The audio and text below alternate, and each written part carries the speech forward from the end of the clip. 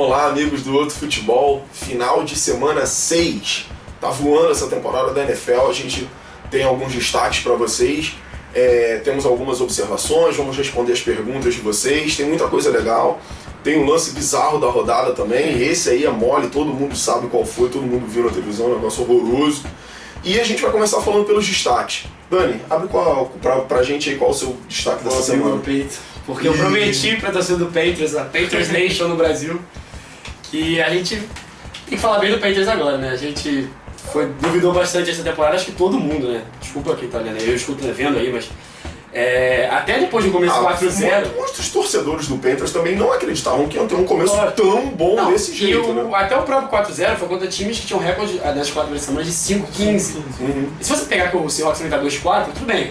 Contra o Seahawks foi uma mudança geral, até porque o Cam Newton era freguesaço do Russell Wilson. Era 0-4, eles perderam no playoff ano passado.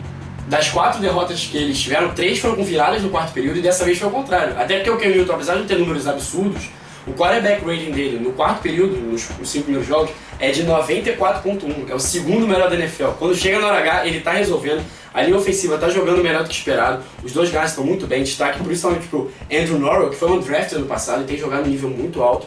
E pra quem não sabe, o jogo desse domingo foi de clima de Libertadores. Antes da partida, domingo de manhã, o alarme de incêndio dos 3 andares do Patriots disparou no hotel. Eles acordaram bem cedo, era quase madrugada ainda, então eles conseguiram passar 5-0 e aí? Calaram a nossa boca. Fala. Não, só quero falar que a minha aposta foi 6-10, sim. Não quero ser chato, não, tô brincando. Os caras estão jogando bem, o Cam Newton... Eu sempre fui fã do Cam Newton, mas assim, eu não esperava que ele conseguisse produzir devido à linha ofensiva, mas como vem jogando bem...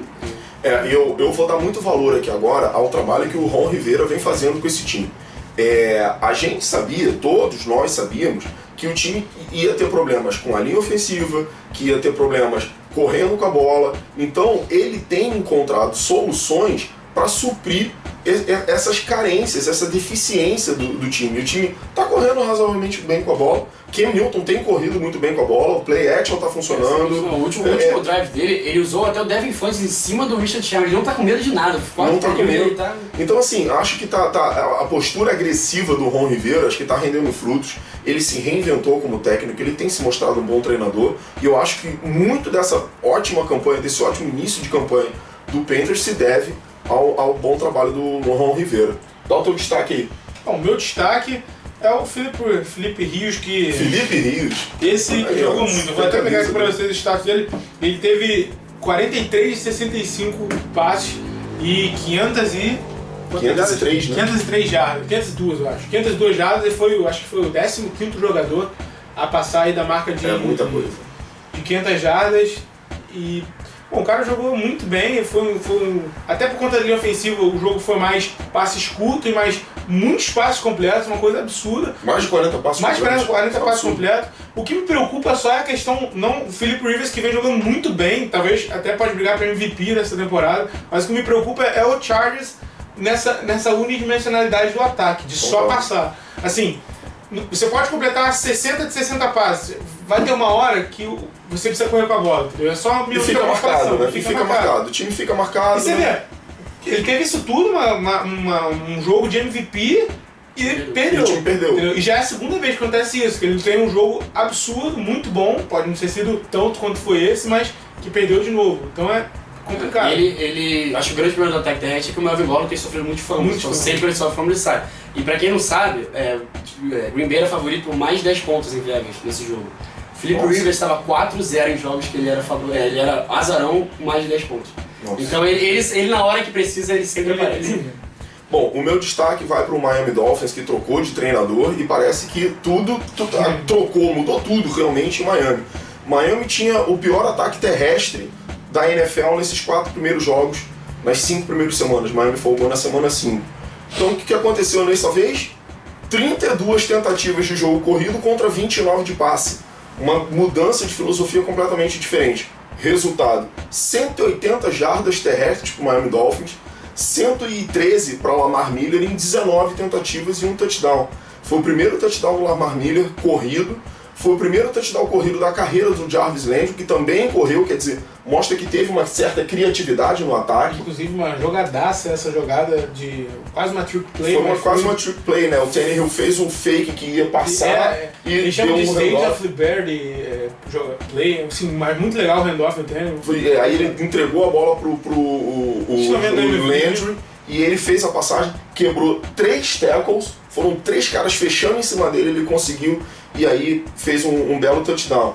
Além disso, o time agora conseguiu 5.6 jardas por tentativa, então correu muito e correu bem, correu com eficiência, então virou outro time. Na defesa, a defesa apareceu.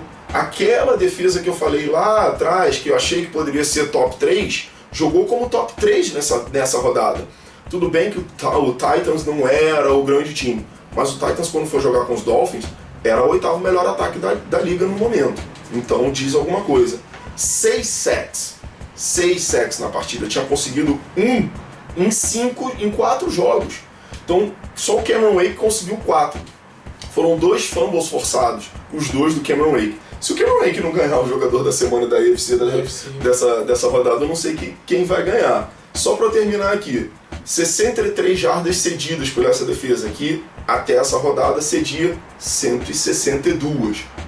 100 jardas de diminuição.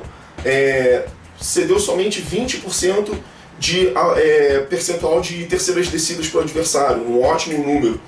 E 3.5 jardas por tentativa para um time que tinha mais de 4.5. O Titans corre muito bem com a bola, não conseguiu correr.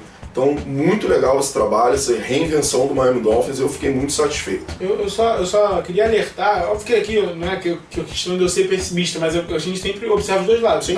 O Mariota se machucou no meio do jogo também. Sim. Tem essa questão, era o 8º melhor ataque, mas ele se machucou.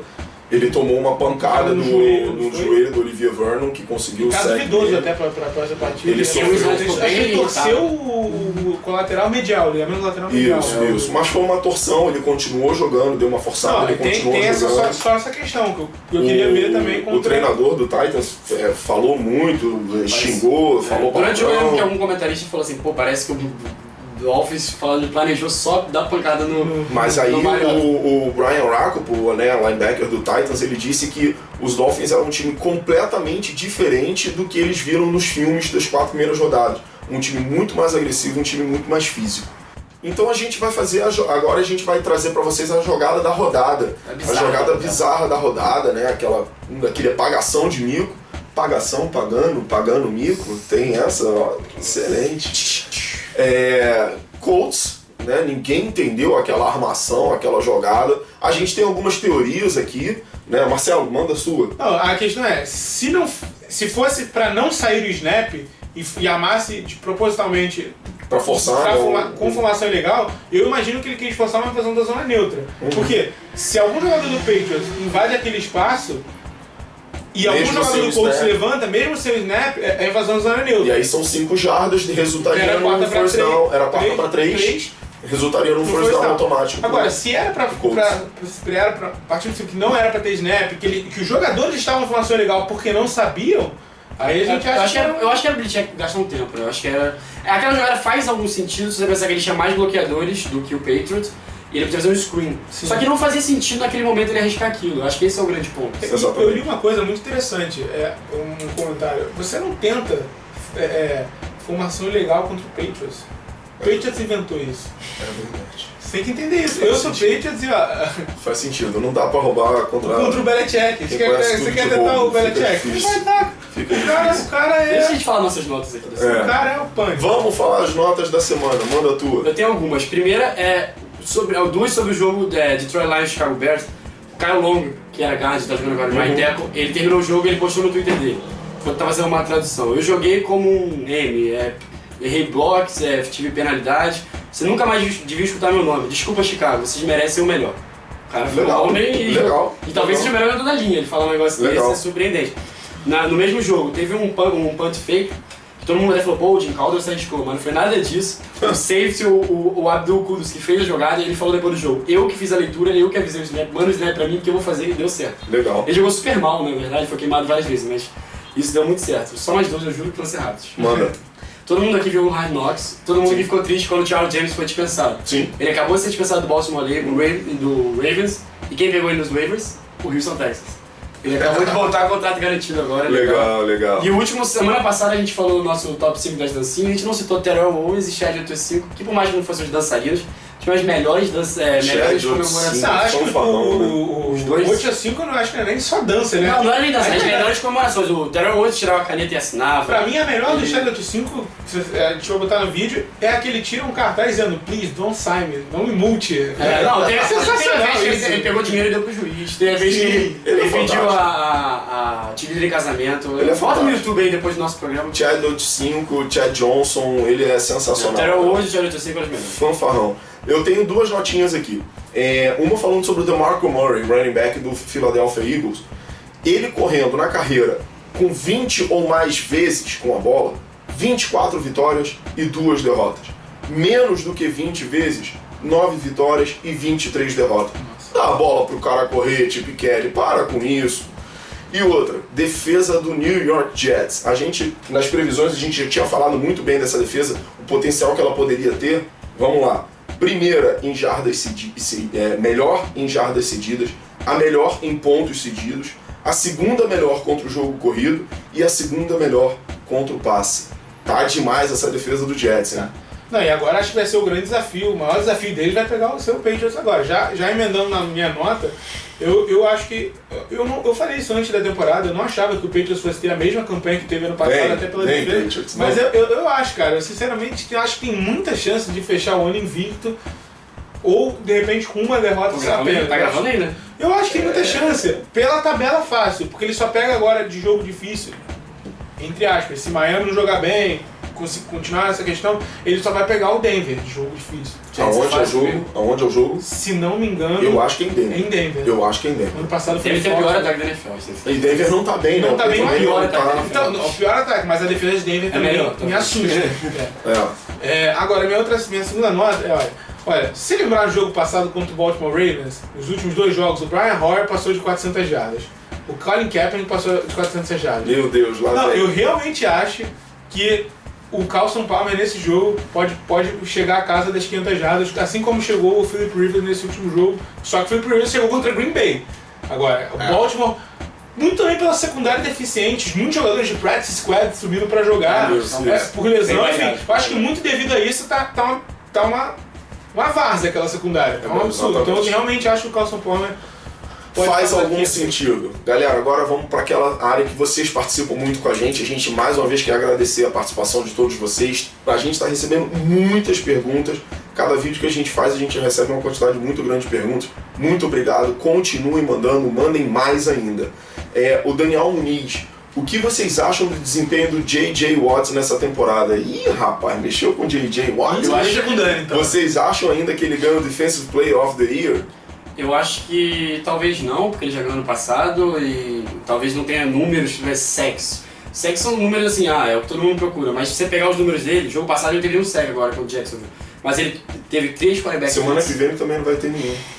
Ele teve 8 hurries contra o Blake Bortles. Isso assim, isso não tá Isso não conta, né? Mas assim, o diferencial, o nota dele no PFF, aquele site, foi mais de 7, foi o melhor defensor O segundo. por dentro. Sim. Da linha defensiva.